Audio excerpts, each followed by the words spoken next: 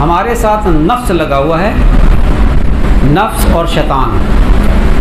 شیطان کا وار کمزور ہوتا ہے، نفس کی شرارت یہ خطرناک ہوتی ہے۔ شیطان نفس کو اپنے ساتھ ملاتا ہے، پھر گناہ کرواتا ہے۔ شیطان وسوسہ ڈال کر پیچھے ہٹ جاتا ہے، عمل نہ کرے تو پھر دوسرا وسوسہ ڈالتا ہے، اس پر بھی عمل نہ کرے تو تیسرا وسوسہ ڈالتا ہے، اور نفس ایک گناہ پر اصرار کرتا ہے، کہتا ہے یہ گناہ کر، یہ گناہ کر، یہ گناہ کر۔ یہ زیادہ خطرناک ہے۔ اس نفس کو نفس امارہ سے نفس مطمئنہ میں تبدیل کرنا ہے۔ نفس امارہ یہ ہے کہ گناہ کروا دے، نفس انسان سے گناہ کروا دے اور گناہ کی عادت بنا دے، اور نفس لوامہ یہ ہے کہ شرمندگی ہونے لگے، اوہو مجھ سے گناہ ہوتا ہے، شرمندگی ہونے لگے، یہ نفس لوامہ ہے۔ اور نفس مطمئنہ کیا ہے؟ گناہ سے نفرت ہونے لگے، گناہ سے ایسے نفرت ہونے لگے جیسے پیشاب سے نفرت ہوتی۔ اگر بشری تقاضے کی وجہ سے کبھی شیطان کے چکر میں آ کر گناہ ہو گیا تو ندامت سخت ہو، توبہ تائب ہو، آنسو بہہ رہے ہیں، اے اللہ بڑی غلطی ہو گئی، معاف کر دے۔ شریعت کے ہر عمل پر نفس مطمئن ہو، نفس بشاشت کے ساتھ شریعت و سنت پر عمل پیرا کرنے کے لیے آمادہ ہو، اس سے ہٹ کر عمل کرنے میں کراہت ہو۔ بات سمجھ میں آ رہی؟ اس نفس کو کہتے ہیں نفس مطمئنہ ہے۔ یا ایتھا النفس المطمئنہ ارجعی الی ربک راضیۃ مرضیہ فادخلی فی عبادی وادخلی جنتی۔ نفس مطمئنہ والے جو ہے نا، اولیاء اللہ میں داخل ہو جاتے ہیں، ولایت کبریٰ ان کو نصیب ہوتی ہے۔ جو انبیاء علیہ السلام کی ولایت سے ان کو حصہ ملتا ہے۔ یا ایتھا النفس المطمئنہ ارجعی الی ربک راضیۃ مرضیہ، اللہ کی رضا والی جگہ میں اور اللہ کے نیک بندوں میں تم شامل ہو جاؤ، یعنی اولیاء اللہ میں تمہیں شمار کر دیا گیا اور میرے نیک بندوں میں تمہیں شمار کر دیا گیا، نفس مطمئنہ والوں کو۔ اور فادخلی فی عبادی وادخلی جنتی، اور تم جنت میں داخل ہو جاؤ۔ اللہ کے اولیاء کے ساتھ جنت کے اندر داخل ہو جاؤ، یہ ہے نفس مطمئنہ والے۔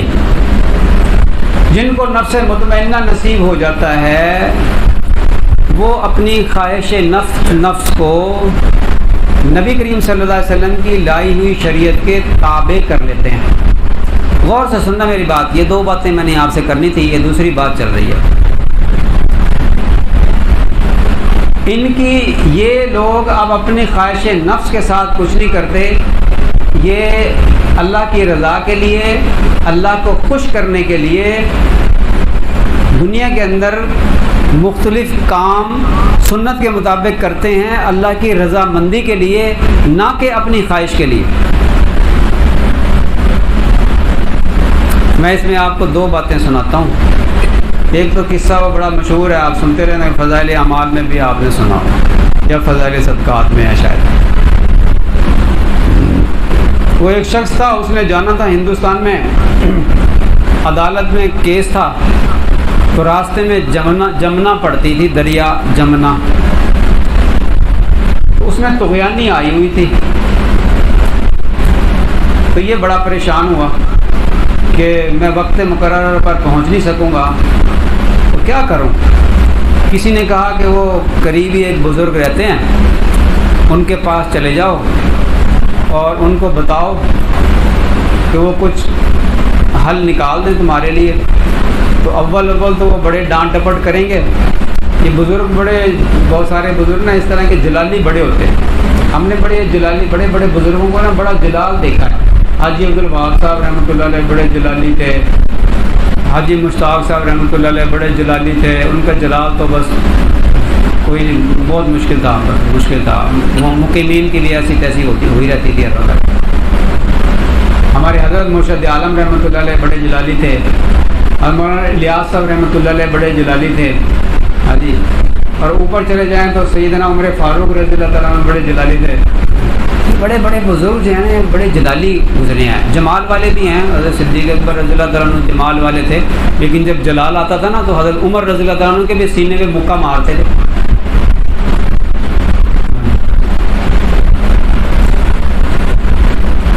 تو اول تو وہ بڑے غصے ہوں گے, لیکن تم بڑا منت کرتے رہنا ان کی, تو تمہارے لیے ضرور کوئی نہ کوئی حل نکالیں گے. وہ چلا گیا. اول تو بڑا ڈانٹا, میں کوئی خدا ہوں جو آ جاتے ہو میرے پاس چل کے, میں کیا کر سکتا ہوں, میں عاجز بندہ ہوں اللہ تعالیٰ کا, اللہ سے مانگو, میرے پاس کیا کرنے آوے. خوب سنائی, خوب ڈانٹ ڈپٹ کی. وہ منت کرتا رہا. بالآخر حضرت فرمانے لگے کہ اچھا جا کر جمنا سے کہہ دو کہ مجھے ایک ایسے شخص نے بھیجا ہے کہ جس نے ساری زندگی کبھی کچھ کھایا ہی نہیں, اور ساری زندگی اس نے کبھی بیوی سے صحبت نہیں کی, اس کو جا کر کہہ دو. وہ چلا گیا. جا کر اس نے جمنا کو کہا مجھے ایسے شخص نے بھیجا ہے کہ جس نے ساری زندگی کچھ کھایا نہیں, ساری زندگی وہ بیوی کے پاس گیا نہیں. جمنا ایک دم رک گئی, طغیانی رک گئی. یہ آرام سے کشتی پہ جا کر پار ہو گیا. اب یہ چلا گیا تو پیچھے سے بیوی جو ہے نا اس نے رونا پیٹنا شروع کر دیا.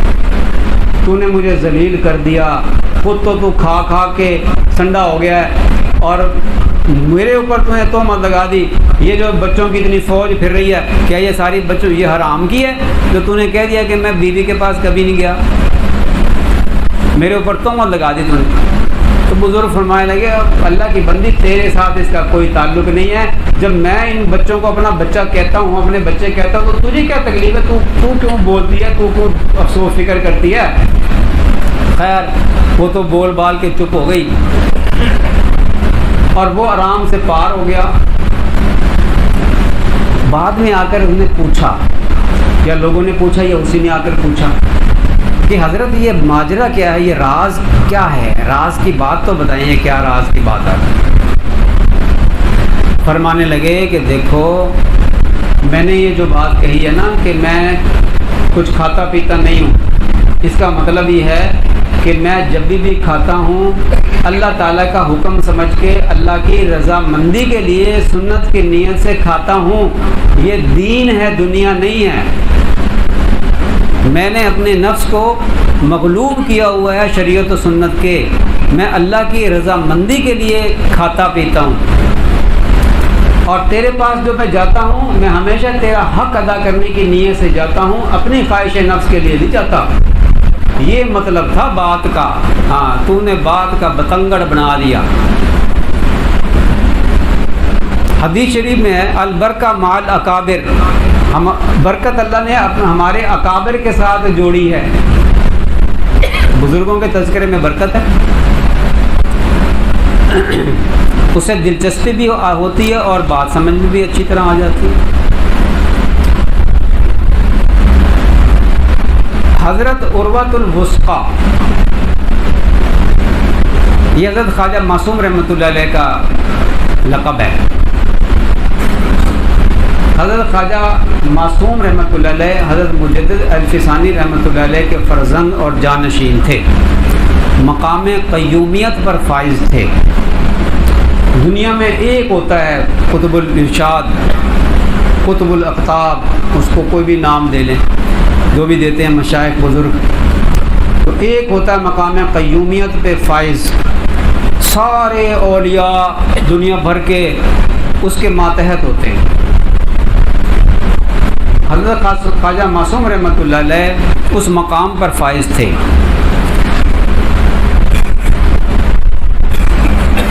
بادشاہ حضرت سے بیعت تھے. عالمگیر رحمۃ اللہ علیہ بیعت تھا حضرت سے.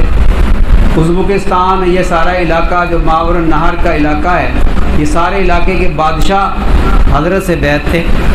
ایران کا بادشاہ حضرت سے بیعت تھا. توران کا بادشاہ حضرت سے بیعت تھا. عربستان کے بادشاہ حضرت سے بیعت تھے.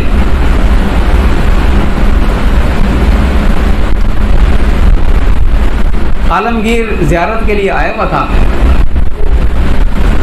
اور حضرت کو توران کے میوے خود چھیل چھیل کر پیش کر رہا تھا اور حضرت کھا رہے تھے۔ ایک مرید ساتھ بیٹھا ہوا تھا تو اس نے دل میں سوچا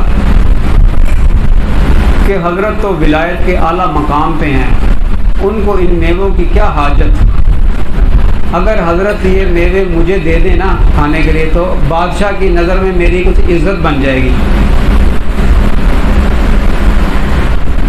وہ کہتے ہیں کہ میرے دل میں ابھی یہ خیال آیا ہی تھا کہ حضرت نے نا ایک دم میری طرف دیکھا اور فرمایا کہ میں جو کھاتا پیتا ہوں نا، یہ جو کھاتا اور پہنتا ہوں، یہ میں اللہ تعالیٰ کی خوشنودی کے لیے کھاتا ہوں، اپنی خواہش نفس کے لیے نہیں کھاتا۔ اچھا، پھر وہ میوہ جو میوے تھے نا جو بادشاہ دے رہا تھا چھیل چھیل کے، وہ میوہ اس مرید کو دیا اور فرمایا کہ یہ لے کھا، تو کیا بادشاہوں کے نزدیک اپنی عزت چاہتا ہے؟ تو ایسی کوشش کر کہ اللہ کے نزدیک عزت والا بن جائے۔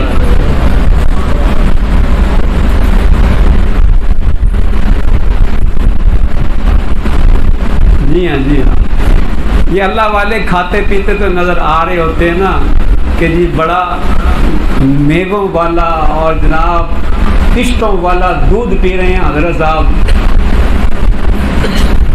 حضرت امام ابو یوسف رحمۃ اللہ علیہ جب آئے نا ان کے پاس، امام اعظم رحمۃ اللہ علیہ کے پاس، تو ان کی ماں پیچھے پیچھے آ گئی، آپ کو پتہ تو ہے کہ یہ یتیم ہے اور یہ ہمارے کمانے کے لیے کوئی ہے نہیں، آپ نے اس کو یہاں تعلیم میں لگا دیا ہے۔ امام صاحب نے فرمایا کہ میں دیکھ رہا ہوں کہ یہ بادشاہ کے دربار میں فالودہ کھائے گا، بادشاہ اس کو فالودہ کھلائے گا۔ اور پھر وہ وقت آیا جب امام ابو یوسف رحمۃ اللہ علیہ نے فالودہ کھاتے ہوئے ایک قصہ سنایا۔ بادشاہ کے دربار میں بادشاہ فالودہ پیش کر رہا تھا اور حضرت نوش فرما رہے تھے اور امام صاحب نوش فرما رہے تھے اور ایک قصہ سنا رہے تھے کہ امام اعظم میرے استاد رحمۃ اللہ علیہ نے فرمایا تھا اور وہ پیشن گوئی کیسے پوری ہوئی۔ اللہ والے بعض اوقات بڑے مزے مزے کی چیزیں کھاتے ہوئے نظر آ رہے ہوتے ہیں، لیکن بات وہی ہے کہ اللہ کی خوشنودی کے لیے اور بھی بہت سی نیتیں ہوتی ہیں، اس جسم کے ساتھ کام بھی کرنا ہوتا ہے دین کا، تو اس جسم کا بھی حق ہے۔ حدیث شریف میں ہے نا کہ وَلَنَفْسُكَ عَلَيْكَ حَقٌّ، تمہارے نفس کا تم پہ حق ہے، اس کے حق کو ادا کرو۔ دین کا کام کرنا ہے، تم نیند پوری کرو، اپنی خوراک بھی پوری کرو۔ بیمار پڑ گئے تو پھر تم کام تو نہیں کر سکو گے نا۔ کھاؤ کس لیے؟ دین کے کام کے لیے۔ تم پیو پہنو دین کے کام کے لیے، خواہش نفس کے لیے نہیں، خواہش نفس کے لیے نہیں۔ خواہش نفس کا کیا مطلب ہے؟ جی روزت بروز کھائے بغیر جان نکل رہی ہے، مزہ نہیں آ رہا جی کچھ کھانے پینے کا۔ جب تک ہم جناب البیک کا ہم روزت نہ بروز نہ کھا لیں مزہ نہیں آئے گا۔ لمبی لمبی لائنوں میں لگے ہوئے ہیں، آدھے گھنٹے میں باری آ رہی ہے، کھانا ہے بس کھانا ہے، اس کو کہتے ہیں نفس کے بندے۔ یہ نہ ہو، بس جب مل جائے تو نبی کریم صلی اللہ علیہ وسلم بھی جب مزیدار چیز آتی تھی آپ نوش فرماتے تھے، مزے لے لے کر کھاتے پیتے تھے، مزے لیتے تھے، اللہ تعالیٰ کی حمد بیان کرتے تھے۔ تو مزے سے حلوہ کھانا، مزے سے یہ چیزیں کھانا کہتے ہیں کہ یہ سنت ہے، اور سنت یہ نہیں ہے کہ اس میں جان مار کے کہ جی ہماری جان نکلی جا رہی جب تک ہم نے یہ کھانا نہیں۔ وہ جب آ جاتا تھا تو آپ علیہ الصلوۃ والسلام اس کو اللہ کی نعمت سمجھ کر نوش فرماتے، اللہ کی حمد و ثنا بیان کرتے تھے۔ یہ مطلب نہیں ہے کہ بہت کوشش کر کے جناب روز بروز تیار کروایا 10 گھنٹے میں اور پھر جناب 5 منٹ میں اڑا گئے، یہ مطلب نہیں ہے۔ جب اللہ کی نعمت مل جائے تو پھر اس نعمت کو مزے لے لے کر اس لیے کھانا کہ واہ میرے مولا کیا تیری نعمت ہے، کیا تو نے زبردست نعمت بنائی ہے۔ دودھ پیو تو دودھ کی دعا پڑھو، اللہم بارک لنا فیہ وزدنا منہ، یہ واحد رزق ہے اللہ کا جس میں ایسی دعا سکھائی ہے کہ اے اللہ اس میں برکت دے اور اس میں اضافہ فرما، دودھ، اور یہ دعائیں مانگیں پھر اللہ حمد و ثنا بیان کریں، محنت کرتے رہیں کہ نفس مغلوب ہو جائے، محنت کرتے رہیں کہ نفس مغلوب ہو جائے، یہاں تک کہ ولایت کبریٰ نصیب ہو جائے، جس کو فنائے نفس نصیب ہوتا ہے نا، اس کو جو ہے وہ ولایت کبریٰ ملتی ہے۔ یہ میں نے جملہ تو کہہ دیا، یہ کسی کی سمجھ میں آئے گا، کسی کی سمجھ میں نہیں آئے گا، لیکن جس کی سمجھ میں آئے گا اس کے کام آئے گا۔ تو دو باتیں میں نے کرنی تھی، بات پھر بھی لمبی ہو گئی، ہاں جی، وہ مختصر کرنی تھی لیکن کافی بات پھر بھی لمبی ہو گئی۔ تو اللہ تعالیٰ شانہ، دو باتیں کون کون سی ہیں جی؟ پہلی بات میں نے کون سی کی؟ اگر استغفار کریں گے تو اللہ تعالیٰ شانہ مال کے ذریعے سے اور بیٹوں کے ذریعے سے مدد فرمائے گا، مدد فرمائے گا، مدد زور کس پہ ہوا؟ مدد پہ۔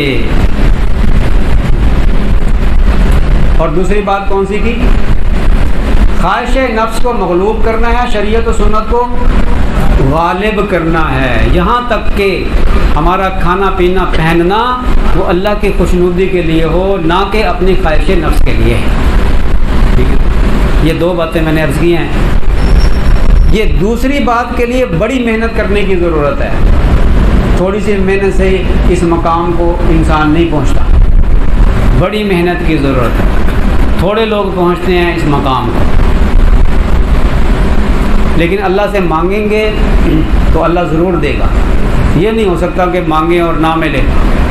لیکن ایک بات یاد رکھیں، ذرا غور سے سن لیں کان کھڑے کر کے، اللہ سے یہ چیز مانگیں گے تو محنت بھی کرنی پڑے گی، قبول اگر ہو گئی نا تو اللہ تعالیٰ بیمار کر کے وہ مقام عطا کر دے گا پھر تمہیں۔ ہاں جی، کوئی ایسی آزمائش ڈال دے گا کہ جس کو برداشت کرے گا بندہ، برداشت کرے گا تو اس مقام پہ اللہ تعالیٰ اس کو پہنچا دے گا۔ اس لیے محنت کر لی جائے تو زیادہ بہتر ہے، بجائے اس کے کہ بندہ بیمار ہو۔ بعضوں کو اللہ تعالیٰ اپنے بندوں کو مسلسل تکلیف میں رکھتا ہے، مسلسل تکلیف میں رکھتا ہے، اس لیے کہ ان کے مانگا تو بہت بڑی چیز تھی، اس کے مطابق مجاہدے کیے نہیں، اللہ نے قبول کر لی تھی دعا، تو اللہ تعالیٰ نے پھر وہ دینی تو ہے نا، تو دینے کے لیے اللہ نے نفس کو جو اس کا کنٹرول کرنا ہے، تو اللہ تعالیٰ اس کو کسی مسلسل بیماری میں مبتلا کر کے کچھ پرہیزی کھانے مسلسل کروا دیتا ہے۔ پرہیزی کھانے کھا، پرہیز تو نفس کے لیے نہیں کھا، تو اپنے اللہ کو راضی کرنے کے لیے کھا، تو اس سے بہتر ہے بندہ مجاہدہ کر لے، اللہ والوں کی خدمت کر لے اور ان کی صحبت میں رہے، اور دوسرے مجاہدے کر لے، ذکر اذکار کثرت سے کرے، سلوک طے کرے، اسباق کرے، اور پھر اس مقام کو پہنچے۔ پھر بھی لیکن بات پھر بھی وہی ہے کہ مقام بہت اونچا ہے، تو اس کے لیے اللہ تعالیٰ شان کچھ نہ کچھ حالات ڈالتے رہتے ہیں کہ میرا بندہ اس کو برداشت کرتا رہے اور صبر کی طاقت اس کو ملتے رہے، صبر کی طاقت ملتی ہے تو مقام رضا تک یہ پہنچتا ہے۔